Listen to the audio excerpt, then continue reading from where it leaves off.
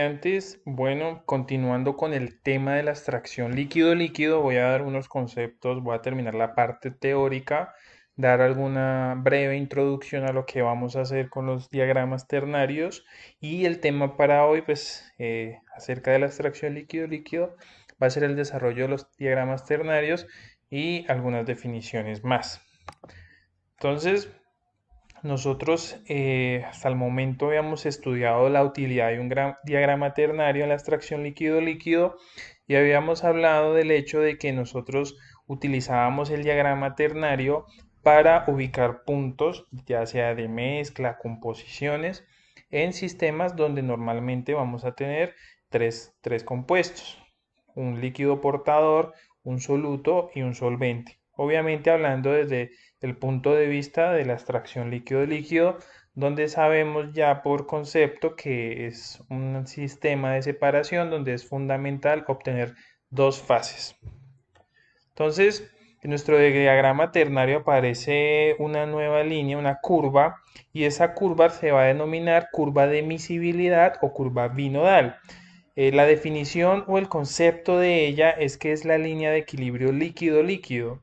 Ahora, como es un límite, pues la pregunta aquí es qué está separando ella o cuál es ese límite, cuáles son las regiones de las cuales ella es un límite. Entonces, claramente vemos que nuestro diagrama ternario se divide en dos regiones, lo que está dentro de la curva de miscibilidad y lo que está por fuera de la curva de miscibilidad.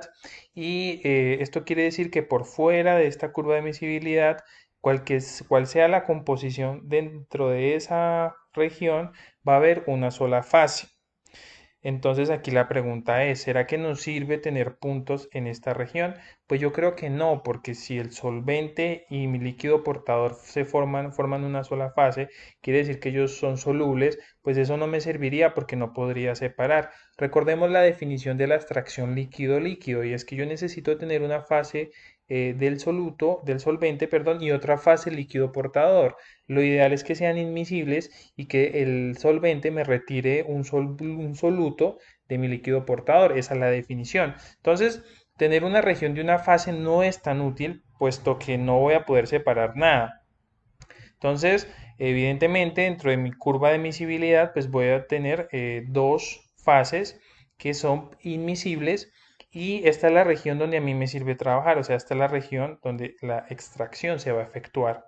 Entonces, la definición de una fase, pues como lo dije, es donde los tres componentes están disueltos en una única fase líquida y eso no es bueno porque no voy a poder separar nada. Recordemos cuando ustedes hacían en química orgánica el embudo de cantación y uno formaba dos fases y separaba una por gravedad. Entonces no tendría sentido que formáramos una sola fase porque no podemos separar nada, pues en términos de extracción líquido-líquido.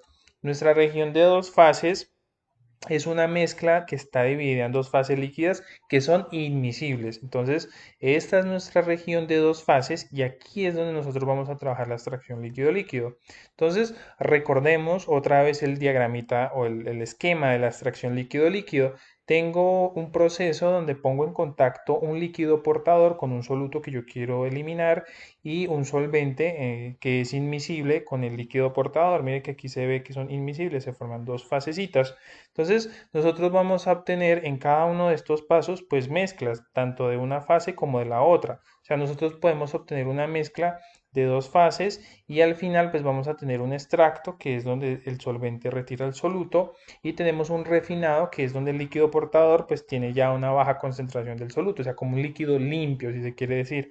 Entonces, nosotros identificamos un punto de mezcla que evidentemente si nos preguntamos en qué región va a estar, pues es fácil saber que va a estar en la región de las dos fases, porque incluso el diagrama, el dibujo no lo muestra. Tenemos dos fases, entonces un punto de mezcla es tomar, por ejemplo, un beaker y, digamos, ubicar ese punto. Entonces ese punto va a determinar algo que se llaman líneas de reparto y la definición de esas líneas de reparto son puntos o son líneas, perdón, que conectan los puntos de equilibrio con el límite de miscibilidad. Entonces, en otras palabras más amigables, nosotros ubicamos un punto de mezcla y obviamente pues lo ubicamos en la región de las dos fases como lo mencioné, y ese punto de mezcla lo va a atravesar una línea que se llama línea de reparto. Ahora, ¿cuáles son o qué me determina esa línea de reparto? Entonces, la línea de reparto tiene dos extremos. Entonces, en un extremo va a tener el refinado, va a tener la composición del refinado, composición C1, digamos, y en el otro extremo va a tener la composición del extracto. Entonces, en la extracción líquido-líquido, pues son dos parámetros bastante importantes y es prácticamente decir lo que vamos a obtener. Entonces, miren que la utilidad de las líneas de reparto, que más adelante voy a explicar cómo se calculan, pues me va a decir que a partir de un punto de mezcla, y un punto de mezcla es conocer la composición, digamos, de este beaker, o la composición de este beaker, o la composición de este beaker, o la composición de estos dos beakers. Entonces es un punto donde yo voy a obtener tanto una fase como la otra, las voy a tener ahí mezcladitas, y a través de la línea de reparto pues yo voy a saber cuál es la composición de una fase y cuál es la composición de la otra fase. Entonces esa es la utilidad y ese es el enfoque que le vamos a dar a nuestros diagramas ternarios. Entonces, como lo dije, M va a representar la mezcla de las dos fases, y en la extracción líquido-líquido, pues como les dije, la mezcla siempre se divide en dos fases. Pues, mire que donde nosotros tengamos ya sea esta mezcla o esta mezcla o esta mezcla o esta mezcla, vamos a tener dos fases. Entonces, con esas líneas de reparto se van a poder leer la composición de extracto y refinado. Entonces, esa es la utilidad. Si nosotros hacemos unos balances sencillos, pues la mezcla va a ser, por ejemplo, puede ser la mezcla, digamos, el alimento más el solvente. Nosotros sabemos que el alimento, pues es lo que nosotros determinamos, el líquido portador más el soluto, y el solvente, pues es ese. Entonces, esa puede ser una mezcla. Otra mezcla es decir el extracto y el refinado, por eso se las coloqué aquí como mezcla acá y seleccioné estas tres. O esta mezcla que puede ser el extracto y el refinado. Entonces, esa es la utilidad de la línea de reparto. Bien. ¿Qué otra información yo puedo obtener aquí? Pues que hay muchas líneas de reparto, no solamente esa, mire que aquí tenemos cuatro, y conforme nosotros vamos aumentando la composición de la mezcla, aumentando, no, moviéndonos hacia arriba, entonces mire que a medida que nosotros ascendemos, las líneas de reparto se van haciendo más pequeñas, hasta llegar a un punto donde se llega a un punto crítico, que se denomina pues por este punto que está acá, y la definición de ese punto crítico es un punto donde la mezcla no se puede separar. Y también nos dice que el extracto y el refinado tienen la misma composición. Recuerden que los extremos de la línea es la composición tanto de refinado como del extracto. Entonces, si nosotros nos acercamos al domo, pues esos dos puntos, esos dos extremos, en algún momento van a tocarse. Mire que si nosotros seguimos aquí infinitamente, infinitamente, ¡pum! En este punto, pues esos extremos están en el mismo punto. Entonces es un punto crítico muy parecido al que ustedes veían en termodinámica 1 cuando ustedes estaban allá hablando de diagramas de fases. Entonces pues en un punto crítico hablando de diagramas de fase, pues no se puede distinguir las densidades de la fase de vapor y fase líquida, y pues eso eso era por allá en termodinámica. Acá es un poco igual, nosotros tenemos que las dos fases de refinado y extracto pues van a tener las mismas composiciones, entonces no se pueden separar. Entonces bueno. Eso es un punto clave en estos diagramas, así como la línea de la curva binodal o las líneas de reparto. Entonces, aquí estoy cubriendo los conceptos, y pues en la otra clase, si todo sale bien, vamos a hacer ejercicios para que nos vayamos familiarizando. Entonces, bueno, ahora les voy a comentar cuáles son los tipos de diagramas ternarios, porque ustedes probablemente se van a preguntar, bueno, profe, ¿por qué la curva de equilibrio está aquí? ¿Por qué no está arriba? ¿Qué significa que esté en otro lado? Etcétera. O sea, hay muchos tipos de diagramas de ternarios. Obviamente dependen de los componentes. Voy a nombrar algunos tipos. Entonces, comencemos. Nosotros, el único diagrama que hemos venido trabajando tiene esta forma. Entonces, nosotros tenemos nuestro soluto, nuestro solvente y nuestro líquido portador.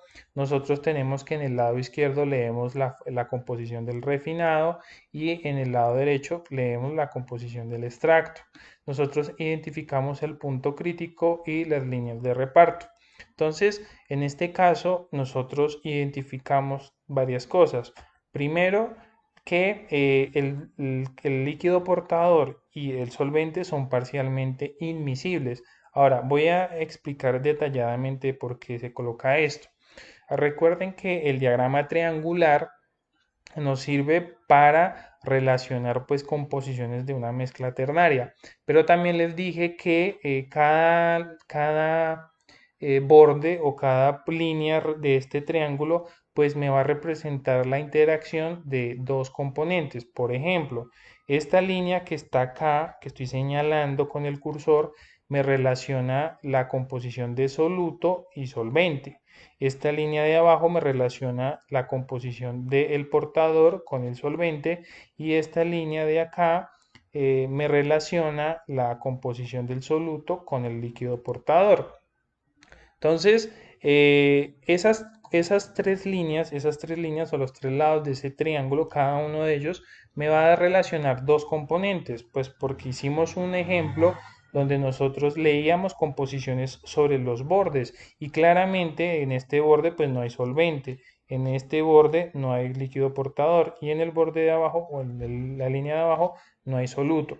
Entonces, ¿por qué decimos que el líquido portador y el soluto o el solvente, perdón, son parcialmente inmiscibles? Recuerden que cuando algo es inmiscible, pues forma dos fases. Entonces, ¿por qué primero se dice que son inmiscibles? Vamos a ver. Primero, el líquido portador y el solvente, pues a lo largo de esta línea forman dos fases. Mire que prácticamente todos son dos fases. Cualquier punto que ustedes escojan acá, sea 50%, 40-60, 60-30, perdón, 70-30, lo que sea, en este rango, en todo este rango, en este bordecito, vamos a tener dos fases. Mire que estamos dentro del domo. Entonces, evidentemente son inmiscibles, pero no son totalmente inmiscibles, porque si ustedes se paran acá, en este punto que estoy señalando con el cursor, pues ahí es como 99% solvente y 1% líquido portador. Sigue siendo una mezcla binaria. En ese punto sí son miscibles, porque mire que la composición está dentro de la zona de una sola fase, que es toda esta. Entonces se dice que C y S son parcialmente inmiscibles. Analizamos el par líquido portador soluto y nos damos cuenta que son miscibles porque durante todo el intervalo de ellos dos, pues están en la región de una sola fase. Mire que es cuestión de observar el diagrama. Ahora, A y S, que es el soluto y el solvente, durante todo, cualquier combinación de composiciones de ellos dos nomás, pues van a estar en la región de una única fase. Entonces se dicen que A y S son miscibles. Entonces, en este diagrama claramente tenemos un solo par que son parcialmente inmiscibles. Entonces, este tipo de diagramas se denominan diagramas tipo 1, diagramas con un par inmiscible o parcialmente inmiscible. Entonces, mire que es claramente identificable lo que está pasando acá. Entonces vamos a ver otro tipo de diagrama y ustedes van a decir, ah, claro, por eso el profe está diciendo esto. Este es un diagrama muy diferente a este, y en este caso pasa lo siguiente. ¿Qué pasa entre el líquido portador y el solvente? Pues son parcialmente inmiscibles. Mire que durante su trayectoria, pues están en la región de la inmisibilidad. No es tanta como el de acá. Mire que acá pues sí tiene como un buen intervalo para trabajar. Esto es como, qué sé yo, 90% portador con 10% solvente. Creo que alcanza a ser como un 95, 80, 20 y siguen formando una sola fase, pero en este intervalo sí solamente se forman dos fases. Y acá todo este pedacito también se forma una sola fase. Entonces se dice que C y S son parcialmente inmiscibles. Vamos a analizar el otro par. El otro par es el líquido portador y el soluto. En este caso, pues todo está en la única fase. Miren que no está acá no hay dos fases. Entonces C y A son miscibles, pero en este caso, a diferencia del diagrama tipo 1, el soluto y el solvente son parcialmente inmiscibles porque pues acá vemos que durante ese rango Aquí, entonces tienen una región de una sola fase, pero están entrando en la región de dos fases y aquí vuelven y salen en la región de una sola fase. Entonces, A y S son parcialmente inmiscibles. Mire que acá tenemos dos pares que son parcialmente inmiscibles versus este que solamente tiene un par inmiscible. Entonces, la diferencia pues es notoria y estos son diagramas de dos pares inmiscibles o tipo 2. Entonces, esto es por dar un ejemplo, este es de dos pares inmiscibles y este es de un par, pero ustedes pues van a encontrar de muchos tipos también. Por ejemplo, el tipo 0, donde ningún par es inmiscible. Mire que AB son miscibles, CB son miscibles y AC son miscibles. Entonces, en este caso, pues no tenemos ningún par, solamente tenemos una región, pero esa región es donde están contemplados los tres. Entonces, se llaman de tipo 0, no son muy útiles, digamos, para la extracción líquido-líquido. Este tipo 1, pues evidentemente A y B son parcialmente imisibles, A, C no son miscibles y C y B son miscibles. Es como el primero que vimos. Este es el tipo 2 que acabo de mencionar y este también es un tipo 2, pero pues a diferencia de este tipo 2, las regiones no se tocan, mire que pues es más limitado. En este caso tenemos dos pares que son los mismos que este, pero las curvas pues no son tan prolongadas y hay puntos donde pues forman una única fase. Entonces pues ustedes relacionan con facilidad las diferencias, pero básicamente es cuestión de número. Este caso, pues es el caso donde los tres, tenemos tres pares parcialmente miscibles. Evidentemente A con B pues forman aquí unas dos fases, son inmiscibles. A con C también son parcialmente miscibles o parcialmente inmiscibles. Y C y B son parcialmente inmiscibles. Entonces este es tres pares. Es como el que nos faltaba ahorita, o sea, es como el que le sigue a este. Y bueno, tenemos este tipo 3A, donde tenemos acá que estas dos regiones se tocan, o las regiones de dos pares se tocan, y la región AC pues permanece sola. Pero básicamente esto solamente es la forma. Lo que quiero aquí que les quede claro es todas las combinaciones que existen.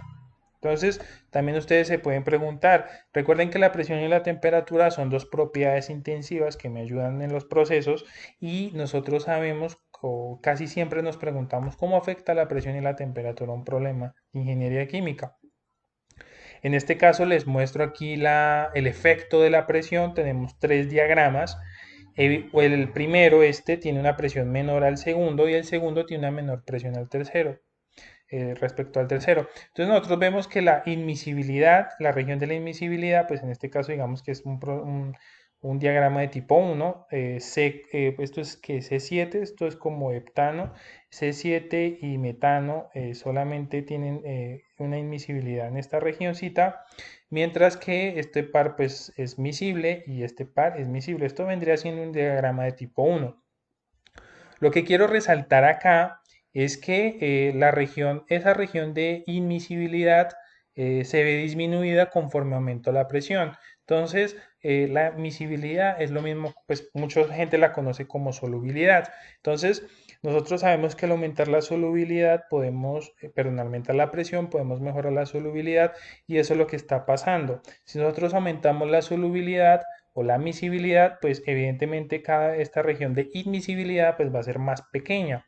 Y esto se evidencia. Mire que yo aumenté de aquí a aquí la presión, entonces la región de inmisibilidad se disminuyó y ya en este punto donde la presión era más alta que sus dos homólogos, pues todo el diagrama es una región de miscibilidad. Quiere decir que todo el diagrama es de una única fase, es lo que quiere decir aquí esto. Entonces ese es el efecto, por ejemplo, de la presión.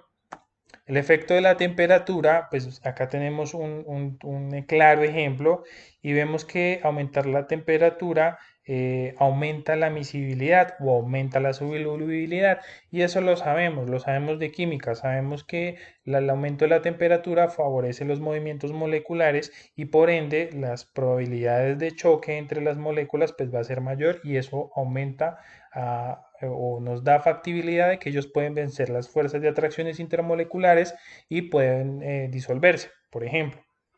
Entonces, evidentemente aquí tenemos que la temperatura aumenta la solubilidad y esto obviamente se evidencia en que la curva o la región de inmisibilidad pues se ve mermada. Mire que aquí tenemos que a 25 pues tenemos una gran proporción de inmisibilidad, en este caso pues ya se ve que se está acotando o se está disminuyendo, y en este caso de 45 ya la región de inmisibilidad pues está bastante más reducida.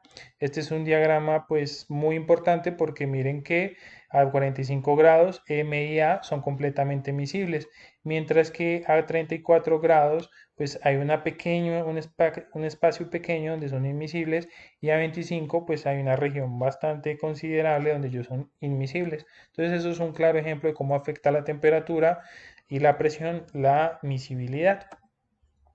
También tenemos pues varios, pues acá tenemos otros ejemplos, digamos, tengo más ejemplos. Este digamos que es un tipo 2 donde tenemos dos regiones de dos fases. Mire que tenemos, pues, aquí tenemos una forma u otra. Aquí tenemos tres regiones porque tenemos, digamos, la curva de emisibilidad de uno, o sea, de este par. Aquí tenemos la curva de este otro par, y aquí en medio tenemos otra regioncita que es donde los tres son inmisibles. Entonces, esto, lo que quiero decir con todo esto es que los diagramas existen de muchos tipos y muchos comportamientos. Aquí tenemos un caso donde las dos regiones pues mergen, o sea, se tocan, y vemos pues que a diferencia de este, aquí los puntos críticos pues se solapan, no son fáciles de identificar, y pues esto es lo mismo que esto, solamente que aquí pues está más pronunciado las dos regiones, pues las dos regiones están más mezcladas, por decirlo así. Entonces, con todo esto lo que quiero decir es que pues tenemos muchos tipos de diagrama básicamente.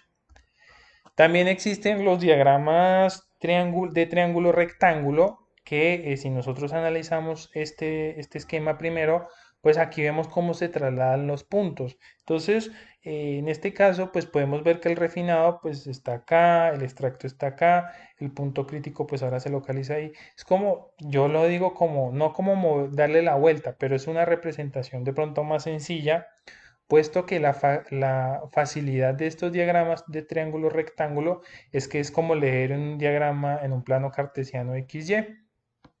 Si usted lee la componente, digamos, en el eje Y versus la componente en el eje X, pues puede obtener fácilmente las composiciones del otro componente haciendo la resta 1xa menos xb. Conociendo dos puntos, conoce el otro, y pues se evita leer en un diagrama ternario. En un diagrama ternario, pues yo leo los tres puntos uno por uno. A mí me gusta mucho. Nosotros vamos a trabajar pues diagramas así, tipo de triángulo equilátero, pero estos diagramas de triángulo rectángulo también existen. Y aquí tenemos un claro ejemplo. Entonces, son más fáciles de leer, sí, pero pues bueno, vamos a ir avanzando. Entonces, existen muchas cosas de esto de los diagramas ternarios. Ustedes, pues yo sé que les gusta mucho el tema del internet, que ver videos, tutoriales. Entonces, lo pueden hacer. Hay 1000 videos donde explican esto de todos los colores. Obviamente que no me hago responsable por la validez de una u otra. Hay gente que dice lo que quiera en internet. Entonces, bueno, ahí les dejo.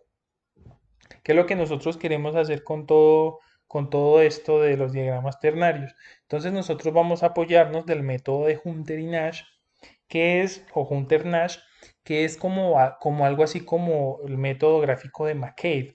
Nosotros nos vamos a apoyar en esta extracción de este bendito diagrama ternario, y aquí es un ejemplo de lo que vamos a hacer. Más adelante voy a explicar bien cómo hacer estas líneas, pero lo que quiero hacer es que lo que quiero comentarles es que nosotros podemos determinar cuánto obtenemos de un extracto y cuánto obtenemos de un refinado, que es lo que uno quiere saber, basándonos en un alimento, que siempre, pues el alimento siempre es el soluto y el líquido portador cuando se mezcla con un solvente.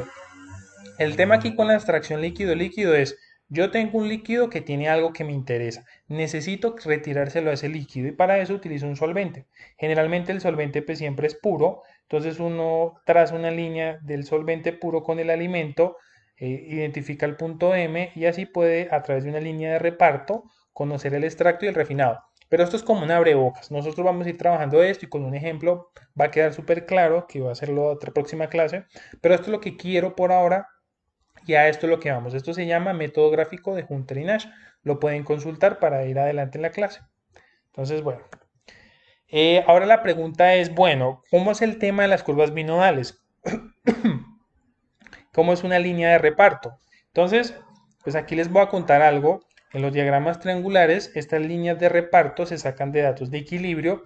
Los datos de equilibrio me va a relacionar un punto en la línea de equilibrio para el extracto, pero que se me perdió, para el extracto y para el refinado. Cada punto en la línea de equilibrio me da un punto del extracto y un punto del refinado, un punto del extracto y un refinado y no trazo una línea. Por eso estas lineecitas tienen una inclinación dependiendo del diagrama. Ahora, nosotros no nos vamos a enfocar aquí en construir estos diagramas porque es termodinámica pesada, pero les voy a contar cómo se hace. Entonces aquí tenemos el ejemplo del ciclo hexano como solvente para retirar alcohol isopropílico de agua.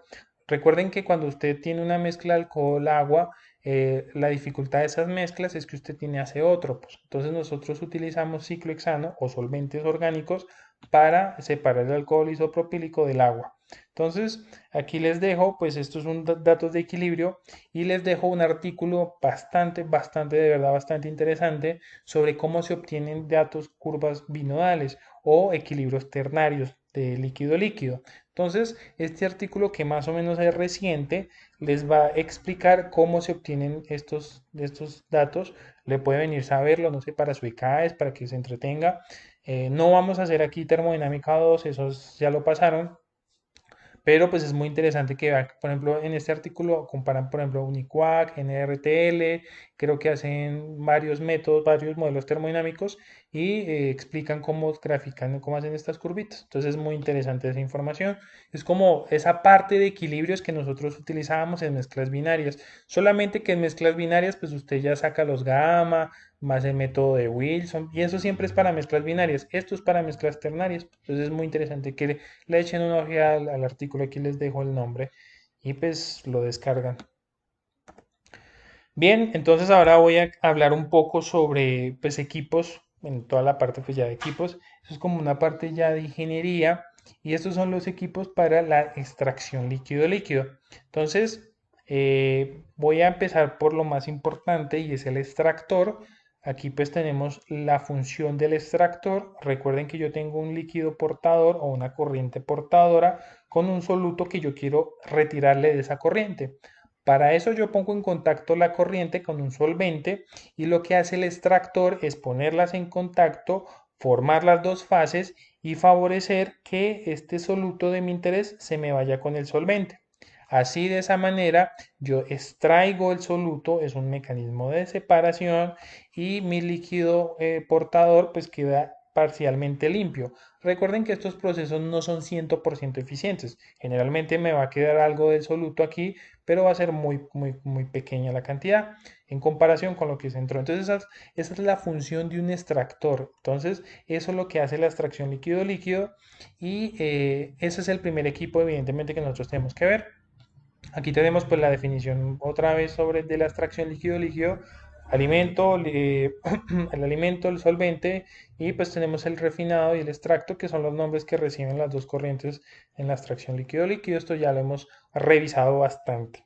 Entonces, bueno, aquí tenemos un ejemplo industrial, un ejemplo de la vida muy real y tenemos el ejemplo de la extracción de ácido acético. Si ustedes tienen la fortuna, ojalá, de trabajar en una extractora de ácido acético, en un proceso de ácido acético de cualquier especie similar, se van a dar cuenta que esto lo que estamos viendo acá es muy real y es bastante interesante. Por eso están en un curso tan importante como el de Masas 2. Entonces, bueno, esto es un extractor. Entonces el extractor, mire que tenemos un alimento que es de ácido acético y agua. Entonces nosotros por un proceso previo, ya sea por un proceso biológico, por lo que sea, nosotros tenemos un alimento que es ácido acético agua. Nosotros somos los ingenieros y nosotros tenemos que esta corriente tiene bastante agua en comparación con ácido acético. Nosotros no podemos vender el ácido acético con esta composición de agua porque pues está bastante mal vender, no podemos vender eso por empaquetamiento, transporte, normas, lo que sea. Entonces nosotros nos planteamos como ingenieros que tenemos que extraer ese ácido acético del agua. En este caso el agua viene siendo el líquido portador y el ácido acético es nuestro soluto, que es lo que queremos separar. Para eso, y más adelante les voy a explicar cómo se selecciona un solvente, en este caso el solvente ya está definido, que es etilacetato.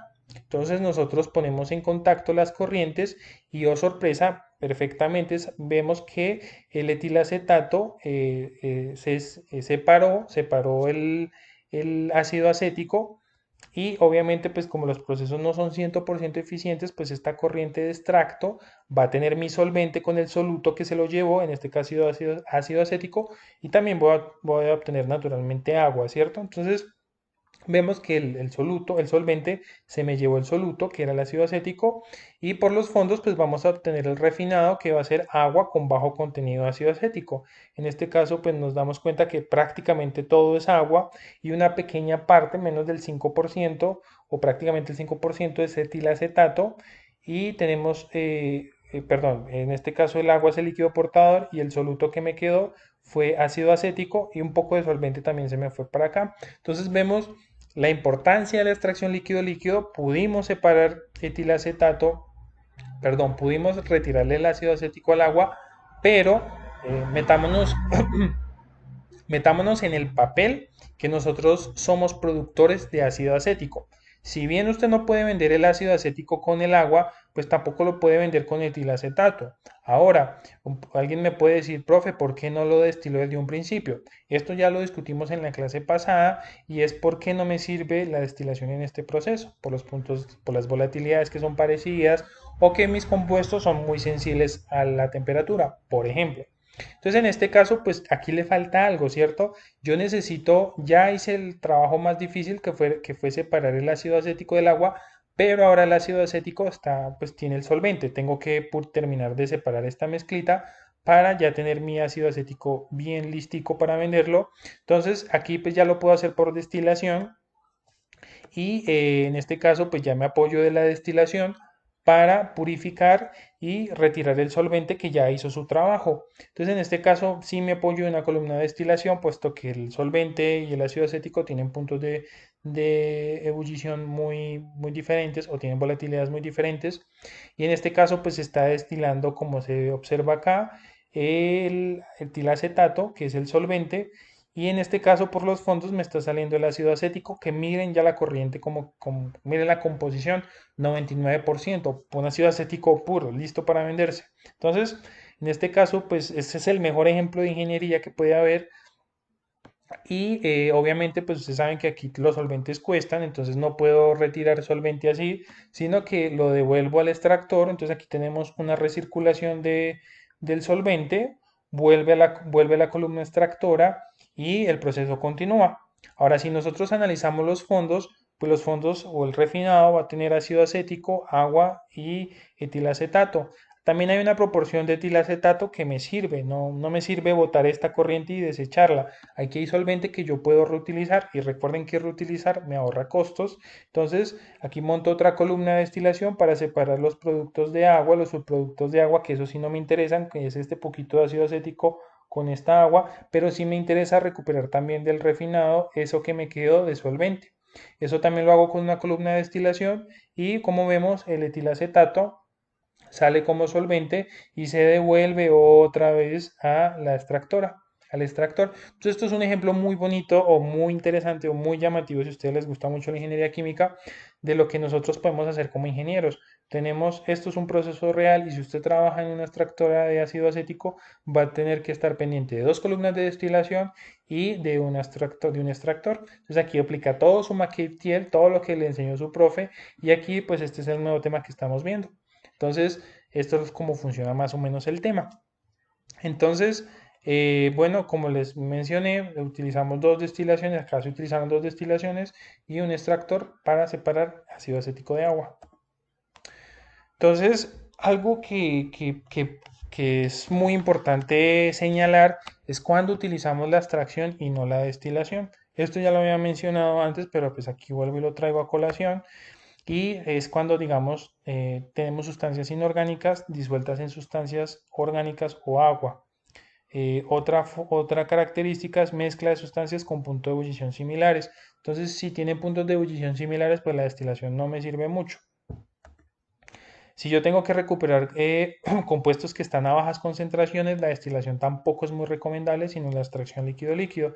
En este caso, el ácido acético y el agua, pues el ácido acético está a muy baja concentración y lo purificamos. Entonces, en este caso, recuperación de compuestos presentes en bajas concentraciones.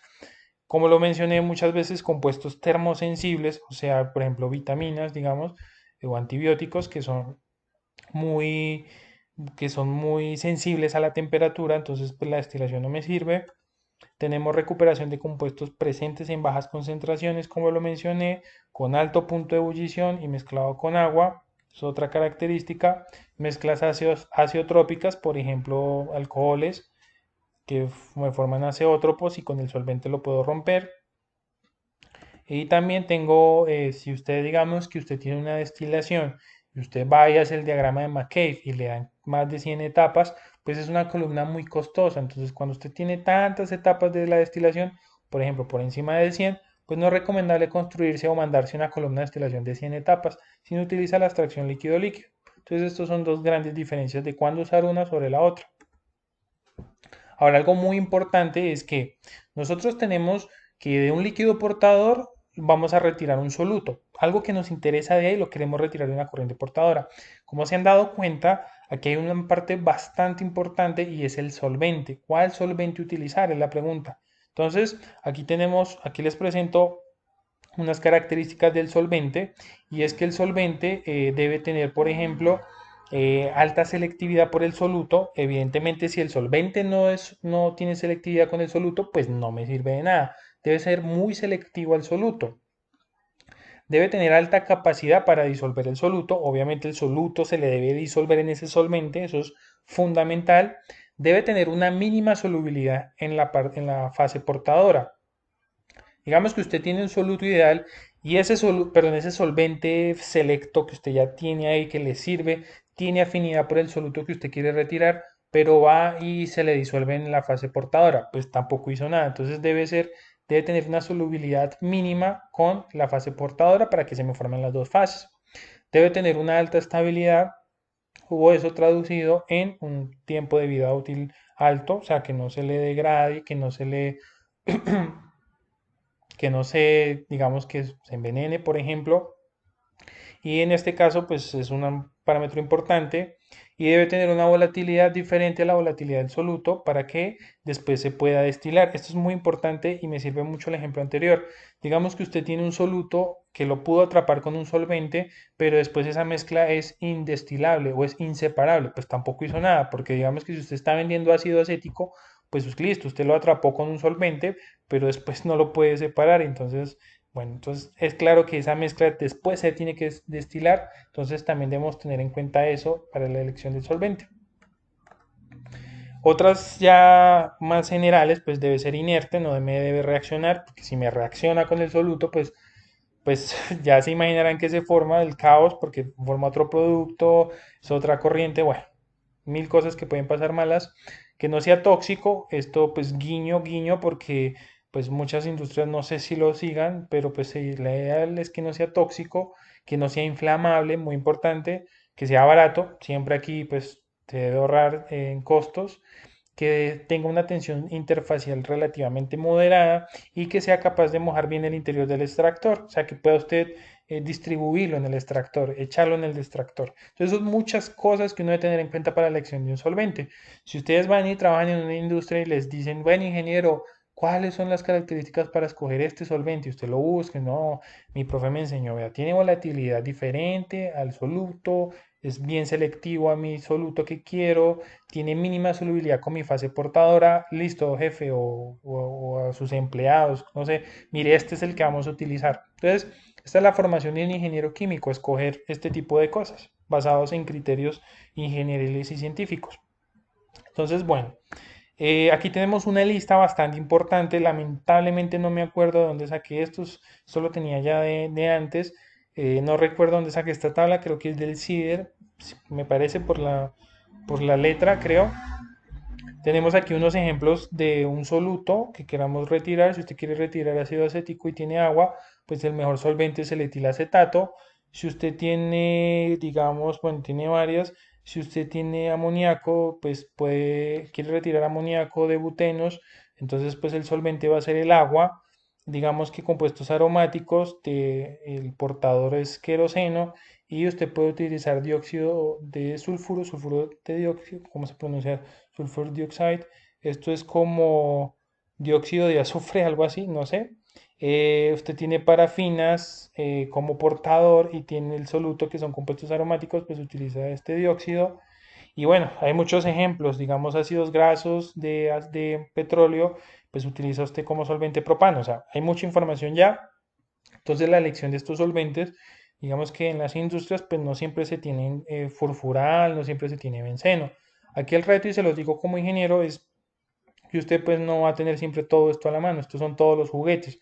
Pero generalmente su empresa le va a decir, bueno, tenemos agua, tenemos benceno, ¿cuál utilizamos, ingeniero? Entonces usted dice, no, espere, tal, amoníaco me sirve.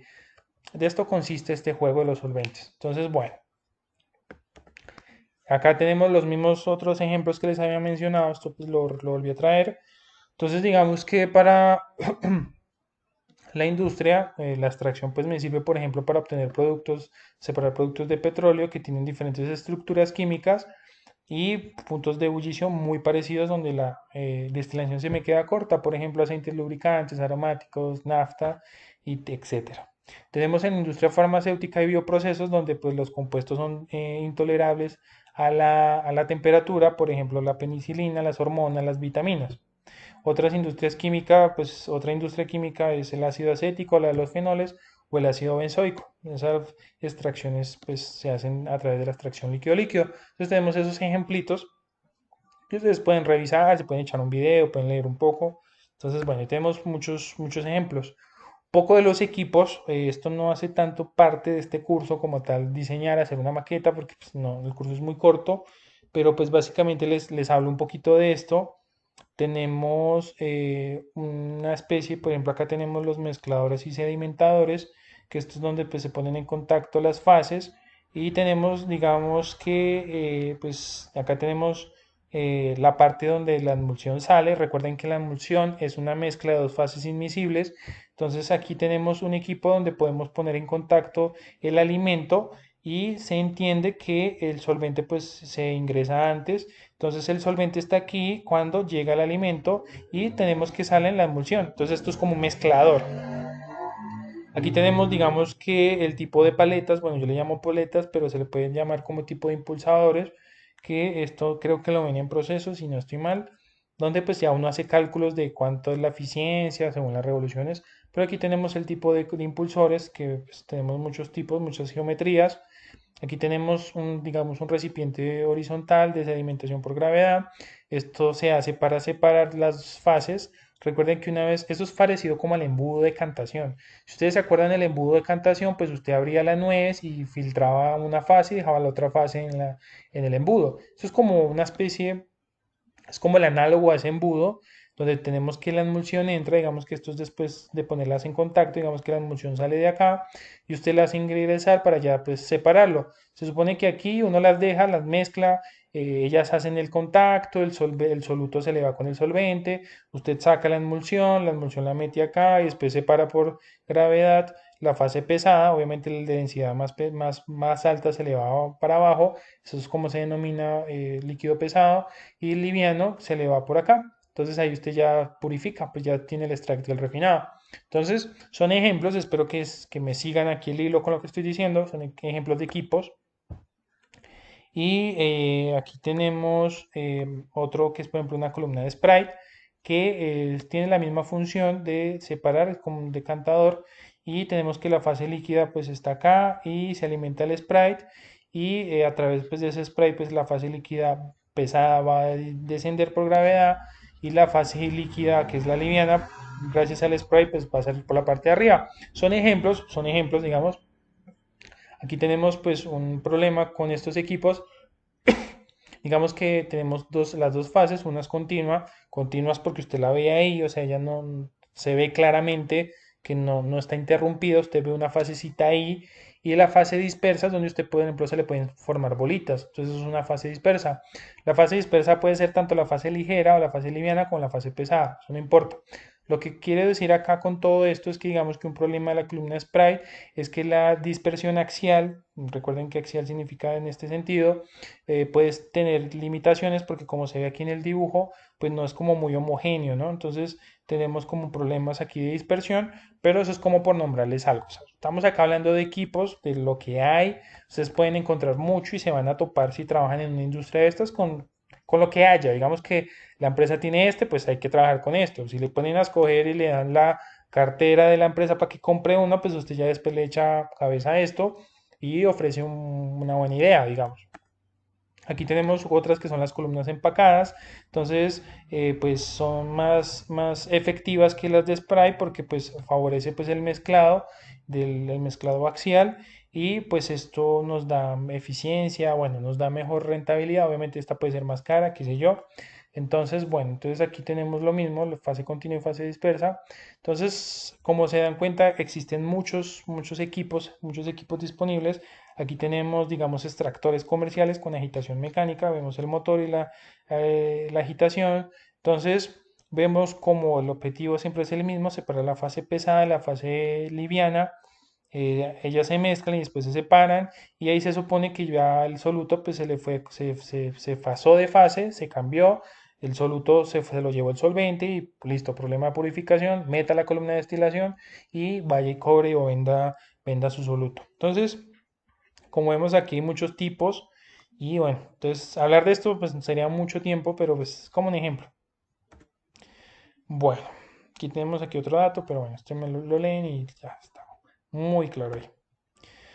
Bueno, entonces aquí un resumencito de los equipos disponibles con ventajas, desventajas, digamos que pues tenemos mezcladores, eh, estos son como contactores que digamos, bueno, no sé la palabra en español, es como equipos donde se ponen en contacto, digamos, como mezcladores, y este es pues a contraflujo, son continuos, digamos que tienen, por ejemplo, ventajas, costo inicial bajo, entonces aquí tenemos desventajas, eficiencia limitada, con mezclas o digamos con pequeñas diferencias de densidades. Entonces quiere decir que si las fases tienen densidades muy parecidas, pues la eficiencia pues se va a limitar. Por ejemplo, bueno, aquí tenemos pues la dificultad en el escalado, baja eficiencia. Esto Heatroom no recuerdo qué traduce, pero me parece que es, bueno, no me acuerdo, no sé, venga, lo busco. Venga, buscamos aquí en un momentico. No sé si tenga algún concepto importante. Ah, sí. Entonces, esto tiene que ver, esto, ¿dónde está? Entonces, esto quiere decir que son muy altas. O sea, high heat room es que son muy altas, es como un término. Y digamos que aquí tenemos pues varias cosas. O sea, ustedes pueden leer, por ejemplo, este tiene buena dispersión. Esto tiene, bueno, tiene varias. Tiene costos iniciales altos. Bueno, hay muchísimas. Tendríamos que leer con calma todas. Extractores de centrífuga, creo que esto no les coloqué. Esto de hold up es como retención de líquidos, entonces pues aquí quiere decir que tiene baja retención en volumen, tiempo de retención corto, bueno, alta operación de costo, cortos de operación altos, perdón, altos costos de mantenimiento, altos o limitados números de etapa por una sola unidad. Esto lo vamos a ver, bueno, muchas cosas que ustedes pueden ver acá. Entonces, perdón ahí que me haya enfocado tanto en esto. Entonces, bueno, son ejemplitos. Y listo, voy a terminar con pues algo aquí ya más matemático, más ingenieril, que es la selección del solvente, los parámetros que vamos a obtener. Entonces, para seleccionar un solvente hay que tener en cuenta algo muy importante y es la selectividad. Entonces, nosotros, ¿cómo hacemos la selectividad? La selectividad es un parámetro que lo podemos determinar a través de la constante de Henry. Recuerden que la constante de Henry le relaciona la composición de una fase con respecto a la otra y esto pues lo podemos traducir en los gamas, que es el tema del equilibrio termodinámico.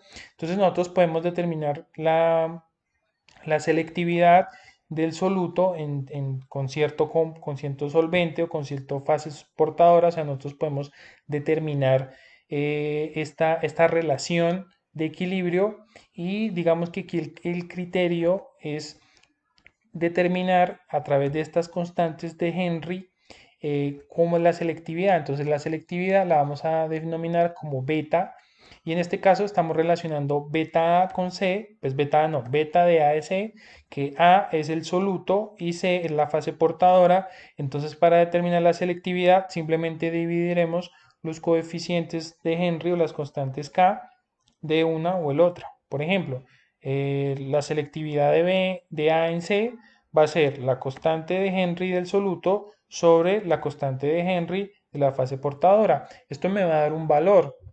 Entonces, yo puedo hacer lo mismo para mi solvente, digamos, puedo determinar cuál es la selectividad de mi solvente en una fase portadora, en un soluto, y basado en ese parámetro beta, podemos determinar que aquella que tenga una selectividad más alta, pues va a ser el solvente ideal. Entonces, esto es un ejemplo muy sencillo, ustedes anotan las ecuaciones, más adelante vamos a hacer ejemplos y de esto es más que todo lo que trata la selectividad en términos pues ya de equilibrios. Determinamos pues, las constantes de Henry, ustedes ya saben cómo se hace y simplemente dividiendo una constante de Henry de un solvente o de un soluto podemos hablar de selectividad. Creo que esto de selectividad también lo ven en reactores, si no estoy mal. Entonces, bueno, ustedes pueden utilizar modelos o datos de predicciones a dilución infinita, que es el caso de la idealidad. Entonces, bueno, aquí se desarrolla una parte termodinámica que no la utilizamos mucho aquí, pero más que todo eso se trata. Evidentemente, pues esto usted lo complementa con lo que yo le dije, toxicidad, solubilidad, poca miscibilidad con la fase portadora. Bueno, son datos que les quiero dar acá. Entonces, bueno, esto sería todo. Es un barrido muy teórico, pero pues nos sirve mucho para esta parte de la extracción. Mi bibliografía de preferencia siempre es el CIDER. En este caso me basé en el capítulo 8 de la extracción líquido-líquido con sistemas ternarios y del capítulo 4 que no lo hemos visto, pero pues se los dejo ahí si lo quieren revisar, que son cálculos flash o cálculos de separación y también hablan mucho sobre sistemas de equilibrios de etapas simples. Esto está traducido en que básicamente aquí explican todo lo del diagrama ternario, explican los tipos de diagrama ternario y hacen unos cálculos sencillitos. Entonces esto es como el capítulo que les recomiendo leer para que vayan dejando claro los diagramas ternarios, cómo son los equilibrios. Es como esa parte termodinámica maluca, pero es chévere como ver de qué se trata al menos. Y esto ya la parte pues de extracción líquido-líquido, aquí van a encontrar el método de Hunter-Nash, también lo pueden buscar en otros libros, en el Jan Compris capítulo 12, y pues en los libros que tienen ahí a la mano el Classroom. No siendo más, muchísimas gracias.